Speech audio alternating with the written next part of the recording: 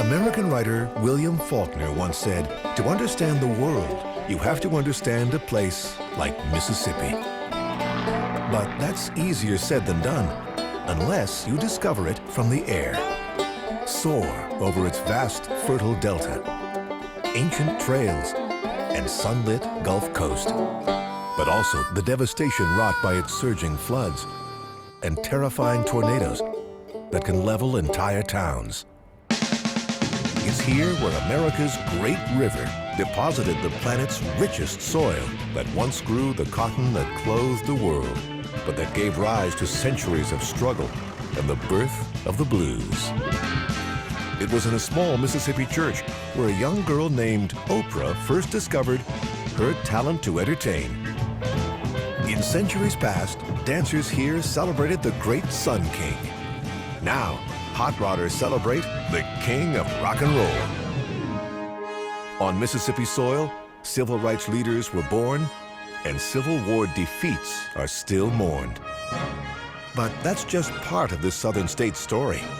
It's also where 21st century soldiers mobilize to be deployed around the world. And America's future in space is just one launch away. All this in a place called Mississippi.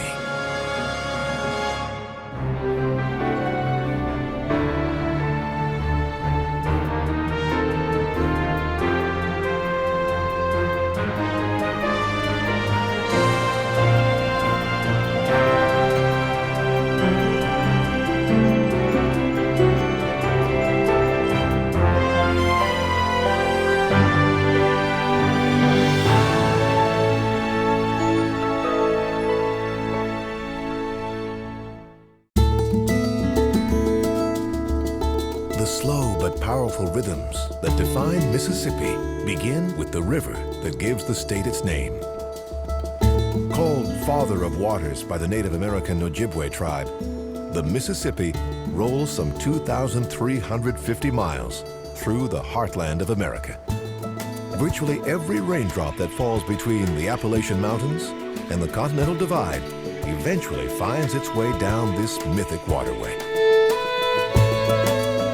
The river's course, in most places, marks Mississippi's western border. It moves goods, deposits fertile soil, and has played a strategic role in history. But when the Big Muddy overflows its banks, it ravages crops, homes, and lives. In 2011, the Mississippi broke all records when the surge rose higher than 57 feet. The flood swept inland more than 60 miles, swamping golf courses and houses. But it's farmers that bear the brunt. This year, Mississippi farms had more than $250 million in losses. But it could get a whole lot worse. When the river floods, water seeps through the levees and even tops over them. But if these man-made barriers give way, millions could be affected. Luckily for now, Mississippi's levees are holding. Whenever water rises, livestock head for high ground. Wild animals, like this American alligator, can be swept away by floodwaters. Some have even been known to wash into people's living rooms. But high water doesn't touch these colonies of herons and egrets. In the treetops of this forested floodplain, they're right at home. From the air, it's possible to get a rare view of these nesting birds, which are usually only spotted standing solitary in shallow waters. For people, flooding inflicts tremendous losses. The water can take weeks to recede. But for the 12,000 years that humans have occupied this land, they have accepted the river's dangers in exchange for its gifts.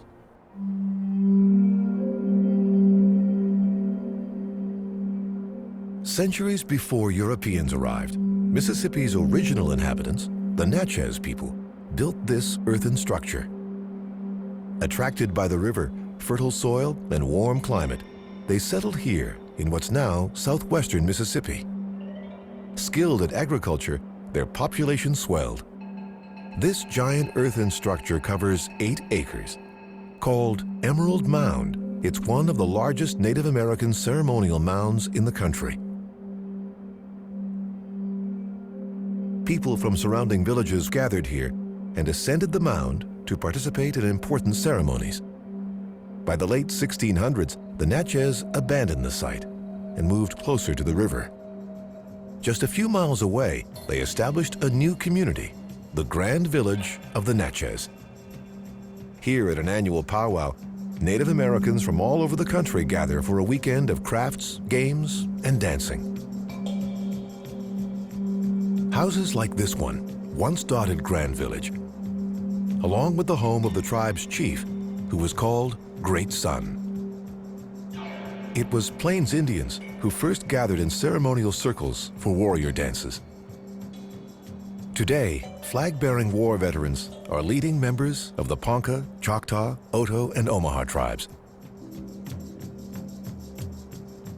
Their steps aren't choreographed. Dancers let the drums and the spirit move them.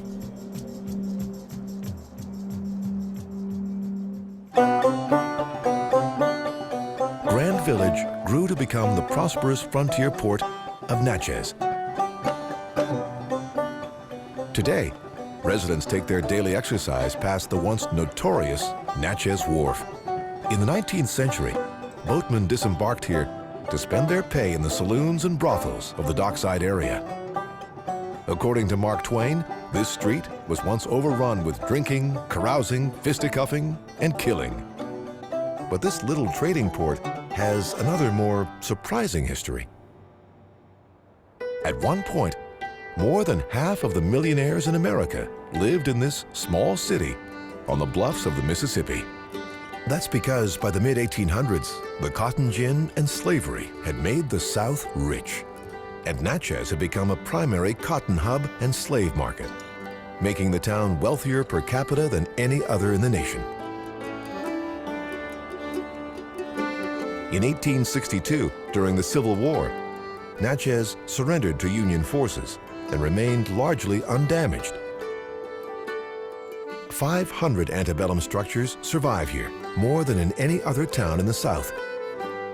Some, like Dunley Historic Inn, stand as a monument to the days when cotton was king. But others look more like relics of a lost civilization.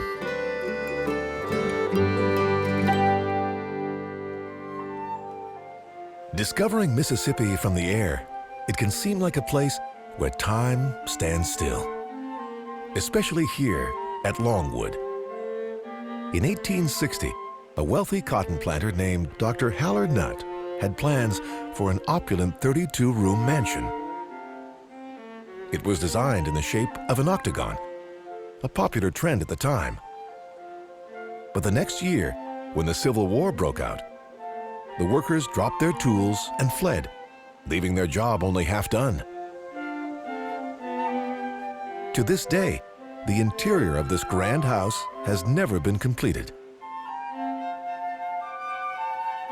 But that didn't stop producers from using it as the home of the dangerous and powerful vampire king of Mississippi in the television series True Blood.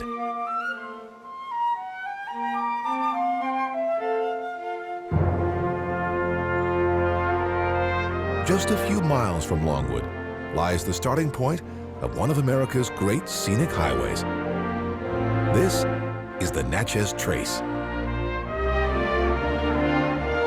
It heads northeast out of Natchez and runs for 444 miles through the heart of Mississippi, before continuing on up to Nashville, Tennessee. The trace started as a path made by migrating bison and was later used by Native American traders.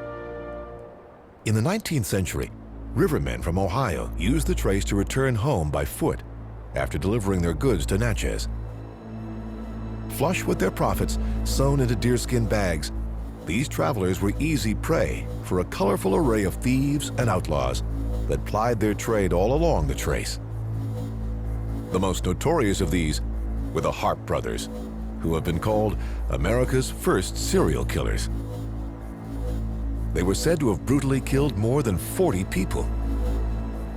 One of the brothers was finally beheaded and his skull mounted on a stake and left on the trace. Those days are long gone. Today, development is the biggest threat on this two-lane roadway. It's one reason the National Park Service has banned billboards and works to ensure that the forests all along the trace remain intact. Forests that look much like they have for centuries. But across much of Mississippi, cutting down trees is a billion-dollar business. Most of the state's commercially grown forests, like these, contain longleaf pine, which is used to make newsprint, furniture, and lumber. Logging in Mississippi has been big business for more than a century.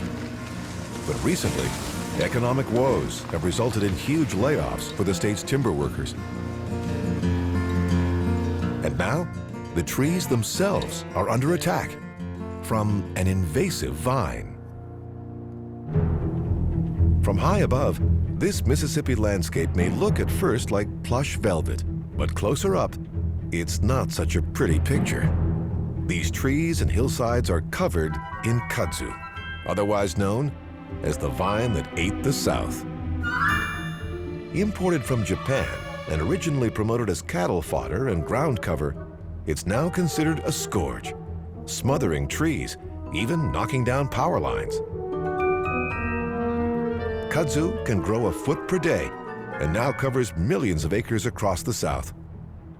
But there is one way to combat this species. Smoke rises over a pine forest in southern Mississippi. This fire has been lit on purpose. Long before Europeans arrived, Native Americans set Mississippi forests ablaze to clear land for hunting. Today, prescribed burns remove competing undergrowth, destroy harmful insects and diseases, and make it easier for loggers to cut their trees. Fires like these must be carefully managed. The slightest shift in wind can cause these flames to spread out of control. But in 2011, it wasn't a prescribed burn, but a terrifying force of nature that destroyed much of this Mississippi town in just a matter of minutes. At 3:44 p.m. on April 27, 2011, an E5 tornado, the most extreme category recordable, tore through Monroe County, Mississippi, near the Alabama border. In this rural land, it's more likely that a tornado will just hit farmland or forest. But this twister, touching down for almost 3 miles, screamed down a main highway and tore right through this town called Smithville. Its path of destruction was 3/4 of a mile wide. Its winds reached 205 miles per hour. 17 people were killed here, in a town of just 900. Relief workers arrived within hours, setting up camp in the parking lot of this shredded Piggly Wiggly supermarket. Although this was the first E5 to hit Mississippi in 45 years, tornadoes are frequent occurrences in the state. 2 of the 5 deadliest twisters in U.S. history struck in Mississippi. In Smithville, families seek what they can salvage. Half of the town's houses are simply gone. The high school gym was ripped apart. The tombstones of Civil War soldiers were toppled and broken. North of Smithville, great pines snapped like toothpicks as the twister raced out of town just as fast as it had arrived. Mississippians are experienced survivors. They've seen it all: storms, floods, poverty, and war. In the city of Jackson sits the state capital, the political center of modern Mississippi. Jackson is Mississippi's only city with more than 100,000 residents. Established in 1821, it was named for the hugely popular hero of the Battle of New Orleans before he was elected president. But it's the old state capital that remains the symbol of the great conflict that lies at the heart of Mississippi memory. On January 9, 1861, Mississippi declared itself the second state to secede from the Union. Partisans still argue the causes of the war, but the Mississippi Ordinance of Secession clearly defined the state's motivation. It was read aloud from this second-story balcony. Our position is thoroughly identified with the institution of slavery, the greatest material interest of the world. After it was read, celebrations rang out on the streets below, but not for long. Civil War battles soon raged all over the state, and the cities of Port Gibson, Jackson, and Vicksburg became key battlegrounds in what's known as the Vicksburg Campaign. By 1863, Confederate forces at Vicksburg were still in control of the lower Mississippi River, which is why President Lincoln told his advisors, "Vicksburg is the key. The war can never be brought to a close until that key is in our pocket." On April 30th, General Ulysses Grant and his Army of the Tennessee crossed the river from Louisiana and began the invasion of Mississippi. When they reached Port Gibson, the general and his men might have wondered at the gold hand pointing to heaven. This newer version still caps the spire of the First Presbyterian Church. The Union troops quickly overcame the Confederate forces here. But Grant spared most of Port Gibson itself, reportedly calling the town too beautiful to burn. Still today, many of its houses look just as they did more than a century ago. The victory at Port Gibson enabled the Union Army to continue on toward Jackson. Grant hoped to destroy key railroad lines and neutralize the capital. On May 13th, a Confederate general sent to protect Jackson arrived in the city by train. After reviewing his inadequate defenses against the approaching enemy, he wired his superior, "I am too late." The next day, the Confederates evacuated Jackson as Grant's troops marched in. They set most of the city ablaze, but spared the deserted governor's mansion so it could serve as a hospital, and raised the stars and stripes over the old state capitol. With Jackson burning, Grant was now ready to march on Vicksburg. 3 days later, as Union forces moved west, they met Confederate resistance here on the banks of the Big Black River. Overwhelmed by Northern numbers, the Southerners retreated over a bridge that stood near this one. Many of them were captured or drowned trying to swim the river. Confederate commanders set fire to the bridge, which helped buy the survivors time to reach Vicksburg and prepare for the coming assault. The legacy of that campaign still permeates the city. Lincoln's phrase that Vicksburg was the key to the South is now used as a tourism campaign. When Grant finally reached the city, he ordered a series of immediate attacks. But his forces were repulsed, suffering heavy losses. Grant decided that cutting off supplies and laying siege to the city was the best hope for victory. Day and night, Union forces shelled Vicksburg. The courthouse was a favorite target, but more for its symbolic rather than strategic value. Most of the key battlegrounds lay here, in what's now the Vicksburg National Military Park, which commemorates the siege and defense of the city. While Southern troops fought bravely, their efforts could not replenish dwindling supplies of food and water. After 47 days, with Vicksburg's defenders facing starvation, Confederate General John C. Pemberton surrendered to Ulysses Grant, here under an oak tree, which was later cut down to make souvenirs. The Confederates marched out on July 4th, 1863, one day after Robert E. Lee's defeat at Gettysburg. In a letter to his wife, a Confederate soldier wrote, "News reached here that Vicksburg has gone up the spout. If it has, we had just as well quit and give up the Confederacy." Indeed, the entire Mississippi River, from Cairo, Illinois to the Gulf of Mexico, was now under Union control. Although the war dragged on for another 20 months, the Federal victories at Gettysburg and Vicksburg mark the turning point of this bloody conflict. The defeat of the Confederacy was a crushing blow to the South, economically, culturally, and psychologically. Following the July 4th defeat, Vicksburg did not reinstate Independence Day celebrations for more than 80 years, until 1945. Nevertheless, the South continues to take pride in its military history, and to this day contributes a disproportionate number of soldiers to wars fought by the United States. Soldiers like these, preparing to board their Black Hawk, and the pilots that fly this C-130 Hercules aircraft. It's just a day in the life here at Mississippi's Camp Shelby, the largest state-run field training site in the United States.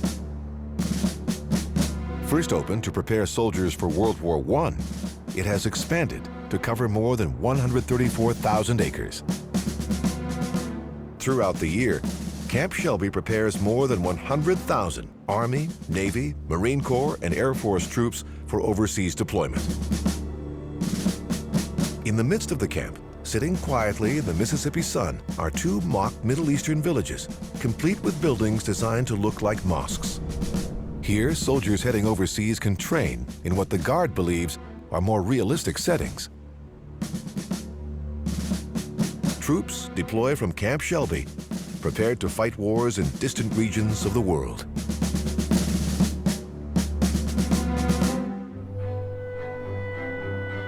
But soldiers aren't Mississippi's only native sons and daughters to leave their mark on history.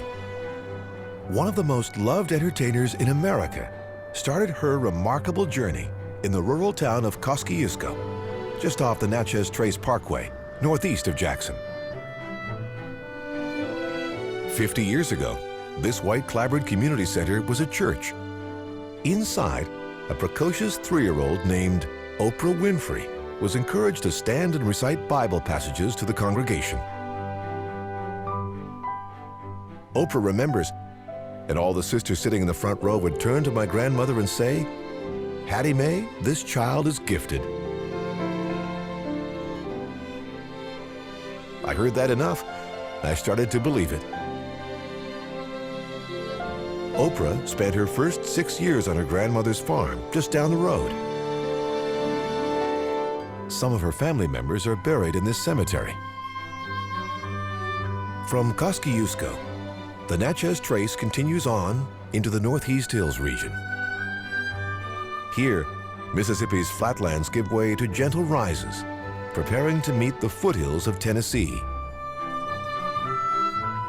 Some say that it's the unique blend of cultures in this region, from African American to Appalachian hillbilly, that produces creative genius. Visitors to Tupelo would have to agree. On a January dawn in 1935, inside this 2-room White House, twin boys were born to Vernon and Gladys Presley. The first was stillborn. The surviving boy was named Elvis. The home is just 450 square feet, with no indoor plumbing. There's a sofa at Graceland, longer than this entire house. Despite the home's modesty, the Presleys were unable to make the payments. Elvis and his parents moved from home to home for years. Family and faith, though, stayed constant. This simple white Assembly of God church, where the Presleys often worshiped, was moved here, next to the birthplace. And it was inside these walls that gospel music first entranced the young Elvis. But when Mrs. Presley brought Elvis here to Tupelo Hardware to get him a guitar for his 11th birthday, what the boy really wanted was a rifle. Fortunately, Mother prevailed.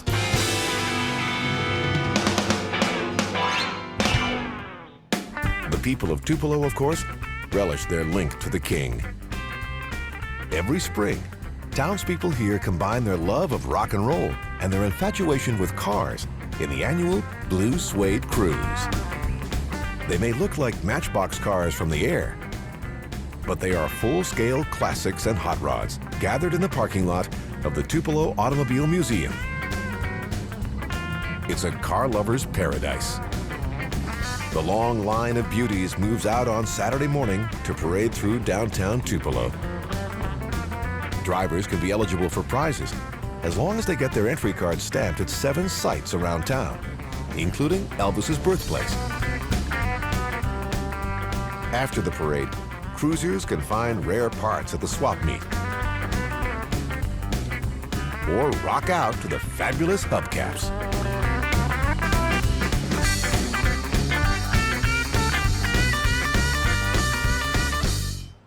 An hour's drive due west from Tupelo, the spotlight shifts from rock and roll royalty to lions of literature. This is Oxford, Mississippi, on the day of the annual Double-Decker Arts Festival. Named for the double-decker bus the city imported from England in 1994 to honor its connection to the other Oxford. The Oxford Town Square, dominated by the Lafayette County Courthouse, embodies the complexity of Mississippi culture and history. On one side of the courthouse stands a plaque commemorating the just and holy cause of the Confederacy.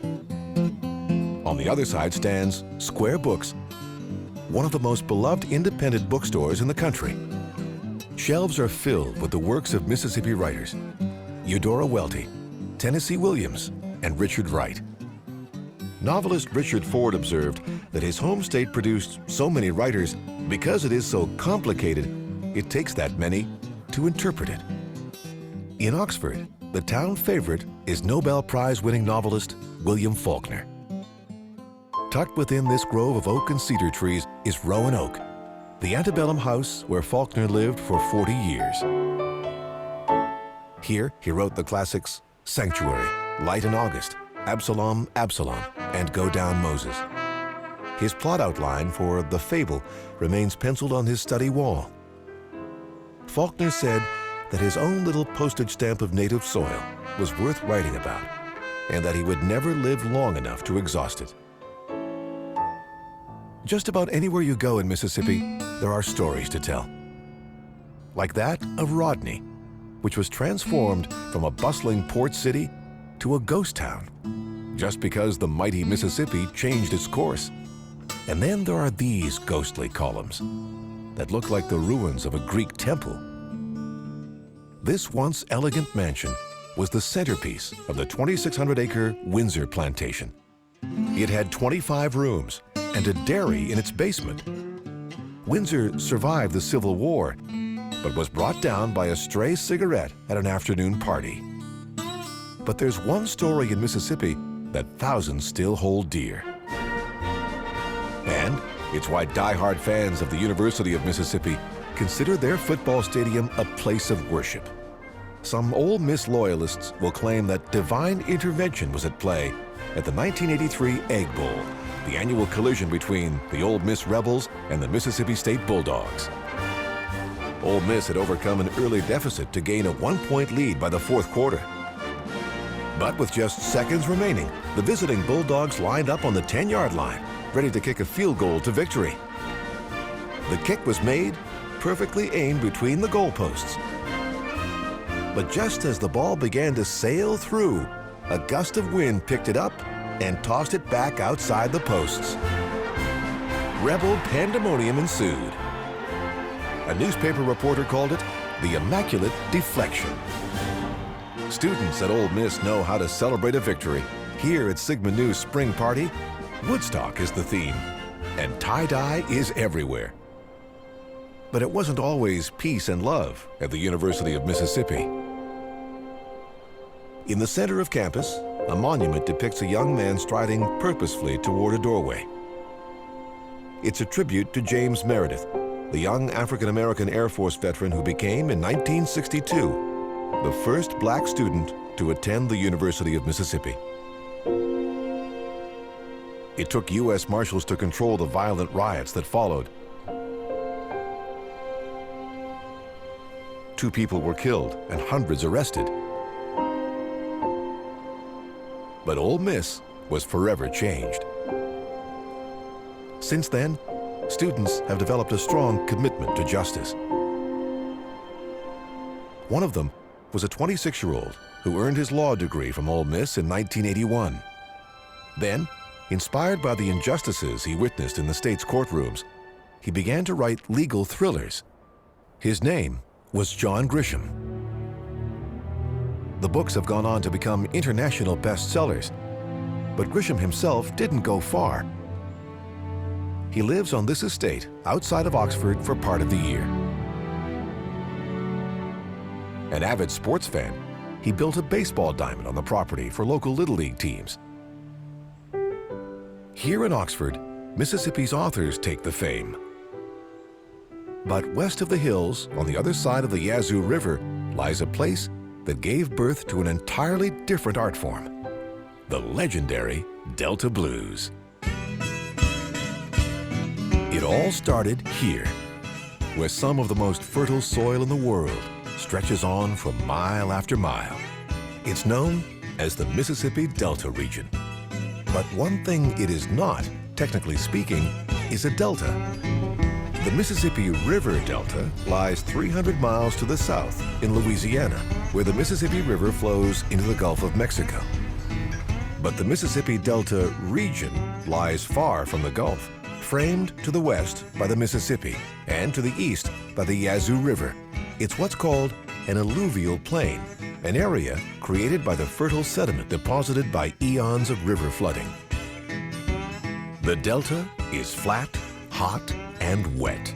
But for more than 2 centuries, those working its rich soil have been oppressively poor. Delta culture is deeply influenced by this history of struggle, but also grounded in an abiding love for the land. The late writer and Delta native Willie Morris wrote, "This incredible Delta land consumed and shaped me. I love it beyond all measure, and I fear it too. It is what I am, and always will be, till I die." The Delta's greatest asset is its loamy topsoil that extends down as far as 350 feet, which is why Mississippi's #1 industry is agriculture, in all its varied forms. And that includes fish. This grid of giant ponds supplies 55% of catfish consumed in the U.S., from famous southern fried catfish to frozen products that ship out across the nation.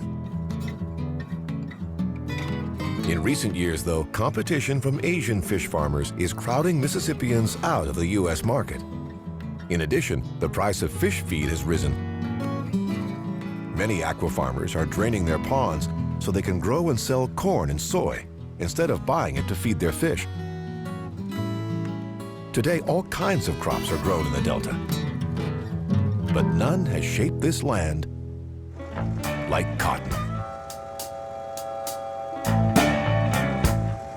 On this spring day, one Delta field is being prepped for planting. It's a tricky season for cotton farmers.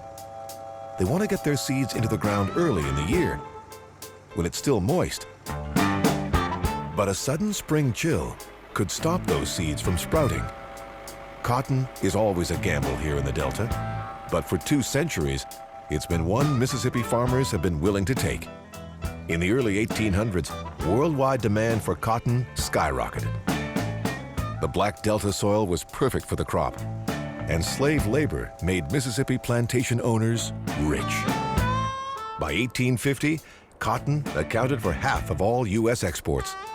Without cotton, there likely would never have been a civil war, and the history of Mississippi would have run a far different course. Today, if no longer king, cotton is still an important crop. Mississippi ranks second to Texas in cotton production, and 80% of the state's crop is grown right here in the Delta. But as soon as the seeds go into the ground, they're attacked by weeds. The best way to tackle these pests is from the air. When spraying herbicides, crop dusters fly at only 8 to 12 feet above the ground. That's a dangerous occupation at 140 miles per hour. But for many crop dusting pilots like this one, there's no greater job in the world. Most of the cotton in the Delta has been genetically modified so that the herbicide will kill the weeds, but not the cotton. But it can also kill other plants, insects, and birds. Farmers get no easy answers. Despite mechanization, the work is still physically demanding. And between the weather and the weeds, it's always a game of chance. Long before today's crop dusters and tractors, Mississippi's fields were all tended by hand. First by slaves, and then by dirt-cheap labor. These shacks once housed sharecroppers. They'd work the land for a share of the profits. But landowners saw to it that they'd always owe more than they earned. The system began to dissolve in the 1960s as machines began to take over the work of farming. But today, Delta counties still rank among the poorest in the nation. At the Shack Up Inn, located on a former plantation outside of Clarksdale, authentic sharecropper cabins have been updated with indoor plumbing, air conditioning, and coffee makers. They house tourists seeking the blues experience or a game of golf. For blues pilgrims, Clarksdale is Mecca. Just outside town, Highway 61 crosses over Highway 49. Legend has it that it was at this crossroads that Delta bluesman Robert Johnson made a deal with the devil, selling his soul in exchange for supernatural guitar skills. The blues grew a reputation for being the devil's music. The idea was that it must be bad for it to sound so good. In the first half of the 20th century, Clarksdale was the big town of the Delta, where folks went to spend money and have a good time. Juke joints filled the town. Many, like Red's Lounge, still operate to this day. Sharecroppers pass through shabby storefronts like this one to hear a new music. An earthy blend of African rhythms, spiritual hymns, and the field hollers of hard labor. It grew out of the darkest reaches of life, but was always balanced by a wry humor. Much of Clarksdale's heritage is housed here at the Delta Blues Museum, located in the old freight depot. It celebrates the musicians who are closely associated with the town. Charlie Patton, Son House, Robert Johnson, Muddy Waters, John Lee Hooker, Sam Cooke, and Ike Turner. Some blues musicians never left the Delta. Others, like Muddy Waters, did.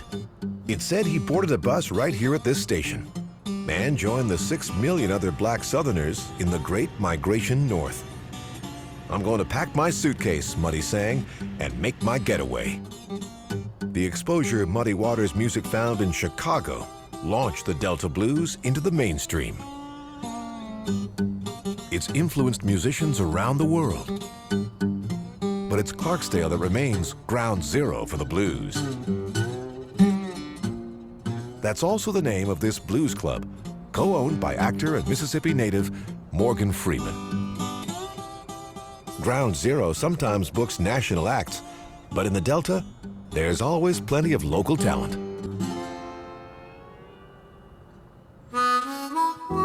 In 1967, native singer-songwriter Bobby Gentry sang of this river, the Tallahatchie, in the hugely popular ballad Ode to Billy Joe. In the song, Billy Joe McAllister jumps off the Tallahatchie Bridge. But the real tragedy of the Tallahatchie took place 12 years earlier. In the summer of 1955, 14-year-old Emmett Till traveled from Chicago to visit his mother's family here in the tiny town of Money, Mississippi. This decrepit vine-covered building was then the busy Bryant Grocery. On August 24, 1955, after the young Emmett went inside to buy bubble gum, the store's owner, a white woman, quickly left. Some believe she was upset because Emmett had either whistled at her or touched her hand or waist. A week later, Emmett Till's mangled body came to the surface of the Tallahatchie. The woman's husband and brother-in-law had taken Emmett from his bed in the middle of the night. The two men were tried for murder here at the Tallahatchie County Courthouse, but they were acquitted after just 1 hour of jury deliberation. The next year, in a paid interview for Look magazine, the two men admitted killing the Chicago teenager. The national outrage that followed marked a defining moment in the rising civil rights movement. "When you live in Mississippi," wrote Willie Morris, "you cannot escape race, because it is in its deepest, convoluted being and in the very soil."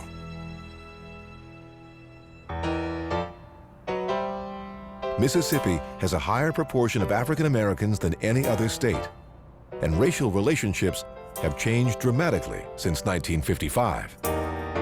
Prosecutors in the state have reinvestigated 22 civil rights era deaths, leading to 16 convictions, including one for the murder of Medgar Evers, an activist who had investigated the death of Emmett Till and aided James Meredith's struggle. Change doesn't come quickly, though. Morgan Freeman, who lives on this estate outside Charleston, made an unusual offer in 1997. The actor said that he'd pay for a prom for Charleston High School if black and white students could attend together. It wasn't until 2008, 11 years later, that the school finally accepted Freeman's offer and held its first integrated prom. The past is never far away in Mississippi, but the state is embracing the future in sometimes surprising ways. Mississippi may be losing jobs in the farming and forestry sectors, but the state's automotive industry is growing. It's added 5,000 jobs in the last decade, including 3,300 at this Nissan plant in Canton.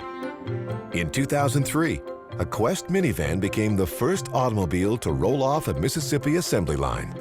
Stretching over 14,000 acres, the Nissan facility is like a small city with a medical clinic and bank. In the main building, which is 7/10 of a mile long, plant workers produce up to 400,000 vehicles each year. Moving further south toward the coast, the past recedes even more. The view in Hancock County is downright futuristic. In 1961, NASA announced that it had chosen this Mississippi site to build a facility to test rocket engines for the Apollo lunar landing program. Locals were fond of saying, if you want to go to the moon, you first have to go through Hancock County, Mississippi.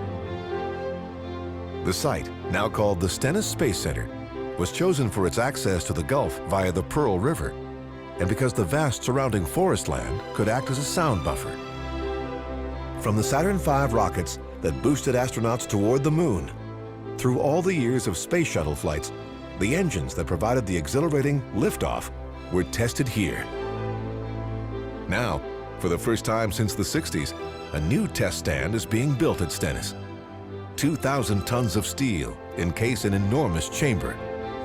Inside, NASA will test its next generation of rocket engines, which may someday carry humans into deep space. In 2005, these towering test stands survived the howling winds of one of the worst storms on record in the United States, Hurricane Katrina. But more than 90% of the structures that used to line Mississippi's once pristine coast weren't so lucky. Natural forces have always battered Mississippi's 44-mile-long Gulf Coast, wedged between Alabama and Louisiana.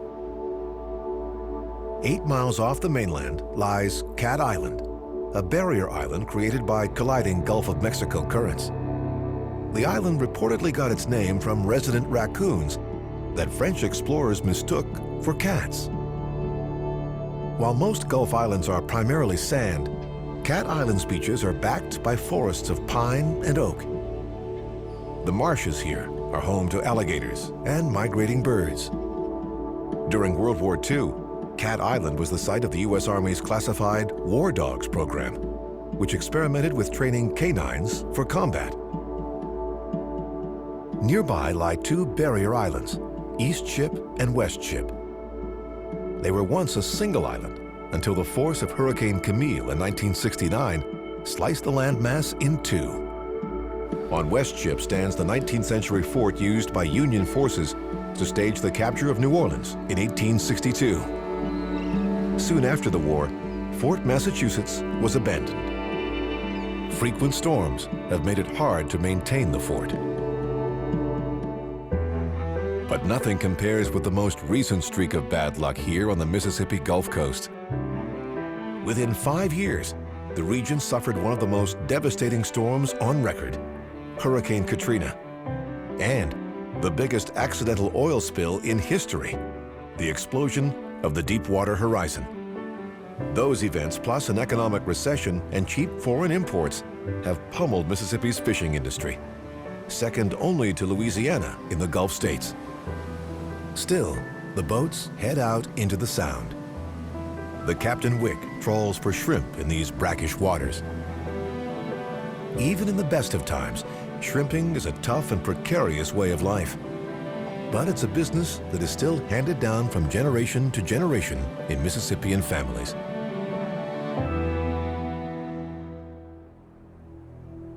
Despite the blows suffered by the fishing and tourist industries during the 2010 oil spill, the state's residents express strong support for continued offshore oil exploration and drilling. This giant drilling rig is being built on the banks of the Mississippi River. The 3 unfinished tower-like structures are actually the rig's legs. When in place, they will anchor the huge floating platform to the ocean floor. The completed rig will be pushed and slid into the Mississippi and then towed downriver to its final destination in the Gulf.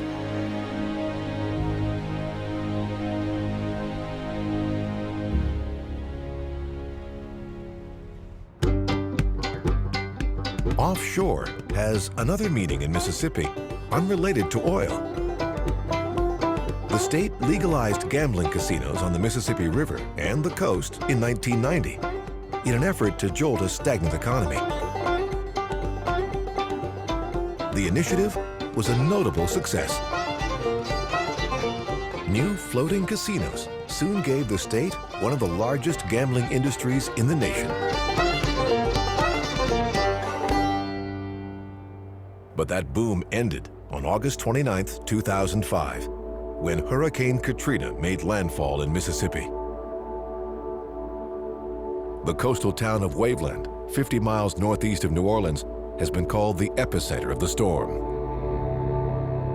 In New Orleans, the devastation was mostly caused by catastrophic levee failures, but here, Katrina made a direct hit as a Category 3 storm. Even now, foundations remain bare from the assault. 125-mile-per-hour winds and a 30-foot storm surge raged across the coast, killing 238 people and obliterating 95% of buildings on the shoreline. Katrina rampaged north through the state, her hurricane-force winds and tornadoes knocking out power to nearly a third of Mississippi's residents. 70,000 homes were destroyed.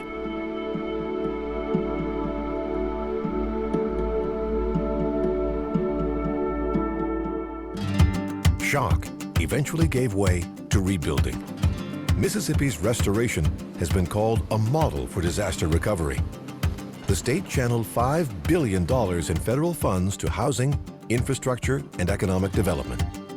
This new Bay St. Louis bridge replaced the old one destroyed by Katrina. Just 20 months after the storm, the new bridge was completed, 55 feet taller this time, in the hope that it will withstand the next great surge. When the roadway reopened, coastal communities were reconnected. And once again, freight trains carrying the Gulf Coast's paper and petroleum products are rolling out across the nation. Standing in the median of Highway 90, the Biloxi Lighthouse could hardly be a more fitting symbol for this Gulf Coast community, or Mississippi in general. The cast iron structure has withstood more than a century and a half of hurricanes, frequently damaged but never destroyed, linked to the past but standing resiliently to meet the future. Mississippi. land of warmth and hospitality. Coexisting with a sometimes tortured history. Deeply connected to the land, yet striving toward new sources of prosperity. W. Ralph Eubanks wrote that Mississippi inhabits and haunts me. Its music and rhythms, both the joyful and the melancholy, have followed me my entire life, even when I tried to run away from them. Mississippi inspires a passionate connection in those who claim her as their own.